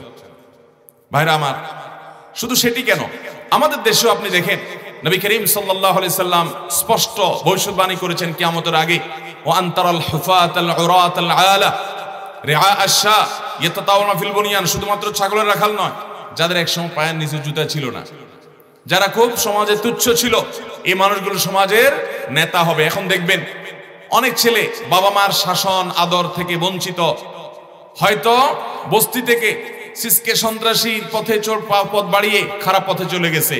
এক সময় সে খুন খারাপি করিডোরে বিভিন্ন রাজনৈতিক দলে যোগ দিয়ে সে বিশাল বড় নেতা হয়ে দেখা যাচ্ছে মন্ত্রী হওয়ার উপক্রম আছে না নাই? আজ নবী করিম সাল্লাল্লাহু আলাইহি সাল্লামের সেই কথা চতুর্দিকে তাকালে আপনি দেখবেন খেটে গেছে।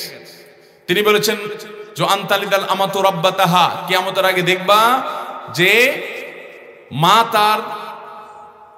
মা তিনি জন্ম দিয়েছেন তার সন্তানকে, অথচ সন্তান মায়ের সাথে প্রভুর মতো আচরণ করছে, মাকে কাজের বুয়া লোকের মতো কৃতদাসীর মতো আচরণ করছে।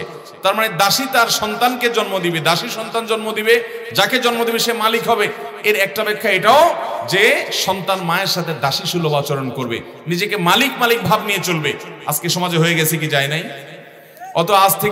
অথচ আজ থেকে 20 বছর আগেও, 30 বছর আগেও, 25 বছর আগেও যারা সিনিয়র আছেন, বয়সে বেশি আছেন, তারা আশেপাশে লক্ষ্য করলে এরকম দৃশ্য দেখেন নাই যে সন্তান ছেলে মায়ের সাথে এরকম আচরণ করে। অথচ এরকম আজ অহরহ হয়ে যাচ্ছে। নবী করিম সাল্লাল্লাহু আলাইহি সাল্লাম যেসব ভবিষ্যদ্বাণী করেছেন, এসব ভবিষ্যদ্বাণীগুলো নিয়ে ওই আরশাদুস সাআ বইটা যদি আপনি বাংলা অনুবাদ হয়ে গেছে যদি আপনি কিনেন, তাহলে আপনি অবাক হবেন। নেহায়াতুল আলমের একটা বই আছে, আপনি কিনেন, তা দেখবেন যে নবী সাল্লাল্লাহু আলাইহি সাল্লামের 131টা কিয়ামতের আগে ঘটে যাওয়া ভবিষ্যদ্বাণী, কিয়ামতের পূর্বাভাস, লক্ষণ, এর বেশিরভাগ খেটে গেছে, হয়তো কিছু বড় বড় বাকি আছে। এখন কিয়ামত কবে হবে এটা আল্লাহ তাআলা ভালো জানেন। সেটা 200 বছর পরে হতে পারে, 2000 বছর পরে হতে পারে। আল্লাহ কোরআনে বলেছেন ইখতারাবাতিস সাআ, 1400 বছর আগে নাজিল করেছেন, কিয়ামত নিকটবর্তী হয়ে গেছে। তাহলে কত হাজার বছর বাকি আছে আল্লাহ ভালো জানেন। ওটা দিনক্ষণ আমরা বলতে পারবো না, তো কিয়ামত হবে। আর আরবে মরুভূমিতে সবুজ শ্যামল পরিবেশ হবে, ঘাস হবে, নহর হবে, নদী নালা হবে। এই বিষয়ে নবী সাল্লাল্লাহু আলাইহি ওয়াসাল্লাম সুদানি করেছেন, সেটি হবে। এখন সম্প্রতি যে বৃষ্টি এবং সবুজ শ্যামল পরিবেশ দেখা দিয়েছে, এটাই কি নবী সাল্লাল্লাহু আলাইহি ওয়াসাল্লাম বুঝিয়েছেন কিনা সেটি নির্দিষ্ট করার, সেটি ফিক্স করে বলার ইখতিয়ার আমাদের নাই। আমরা শুধুমাত্র মূল বিষয়টার প্রতি বিশ্বাস রাখবো। আল্লাহ তাআলা আমাদের সবাইকে কিয়ামতের জন্য প্রস্তুতি গ্রহণ করার তৌফিক দান করুন। বহু মানুষ আজ দেখবেন কিয়ামত কবে হবে, কবে ইমাম মাহদি আসবে, কবে অমুক আসবে, এগুলো নিয়ে ঘাটাঘাটিতে অতি ব্যস্ত থাকেন। অবশ্যই এগুলো নিয়ে আমাদের জানতে হবে, কিন্তু অতি ব্যস্ত থাকা যাবে না। এক সাহাবী বলছে, ইয়া রাসূলুল্লাহ, কিয়ামত কখন হবে? মাতাস সাআহ। নবীজি বলছেন, কিয়ামত কবে হবে, তুমি কিয়ামতের জন্য কি প্রস্তুতি নিয়েছো সেটা বলো। তখন তিনি বলেন, ইয়া রাসূলুল্লাহ, আমি আপনাকে ভালোবাসি, এছাড়া আর কোনো আমল আমার নাই, প্রস্তুতি নাই। নবী সাল্লাল্লাহু আলাইহি ওয়াসাল্লাম বলেছেন, তুমি যাকে ভালোবাসো তার সাথে তোমার কিয়ামতে থাকা হবে। এজন্য ভাইরা, আমরা কিয়ামতের জন্য প্রস্তুতি নিব, ভালো মানুষ হব, আল্লাহর প্রিয় বান্দা হব, হারামকে ত্যাগ করব। আল্লাহ আমাদের তৌফিক দান করুন।